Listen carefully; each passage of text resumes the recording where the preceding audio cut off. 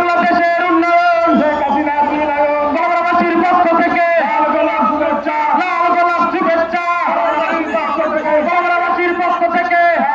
ঘূর্ণিঝড়ে ক্ষতিগ্রস্তদের ত্রাণ সহায়তা দিয়েছেন প্রধানমন্ত্রী শেখ হাসিনা। বৃহস্পতিবার দুপুর ১টার দিকে ঘূর্ণিঝড়ে ক্ষতিগ্রস্ত এলাকা পরিদর্শনে এসে পটুয়াখালীর কলাপাড়া মোজাহারউদ্দিন বিশ্বাস কলেজ মাঠে তিনি এই ত্রাণ বিতরণ করেন। এর আগে দুপুর ১২টা ৪৫ কলাপাড়া অবতরণ করে মঞ্চে এসে উপস্থিত সকলের সঙ্গে কুশল বিনিময় করে নিজ হাতে বন্যায় ক্ষতিগ্রস্ত ৩১ পরিবারের মধ্যে ত্রাণ সামগ্রী হিসেবে চাল, ডাল, আলু, তেল, চিনি, লবণ সহ অন্যান্য সামগ্রী বিতরণ করেন। এছাড়া আরও ২,০০০ মানুষের জন্য ত্রাণ প্রস্তুত রাখেন। এ সময় মঞ্চে আরও উপস্থিত ছিলেন দুর্যোগ ব্যবস্থাপনা ও ত্রাণ প্রতিমন্ত্রী মোহাম্মদ মহিবুবুর রহমান, পটুয়াখালী ২ আসনের সংসদ সদস্য আসামা ফিরোজ, কেন্দ্রীয় আওয়ামী লীগের যুগ্ম সাধারণ সম্পাদক আফামা বাহাউদ্দিন নাসিম, সাংগঠনিক সম্পাদক আফজাল হোসেন, বরিশালের সিটিমের আবুল খায়ের আবদুল্লাহ প্রমুখ। পরে প্রধানমন্ত্রী পায়রা পাওয়ার প্লান্ট সেমিনার কক্ষে বিভাগীয় কর্মকর্তাদের নিয়ে এক আলোচনা সভায় যোগ দিতে রওনা হন।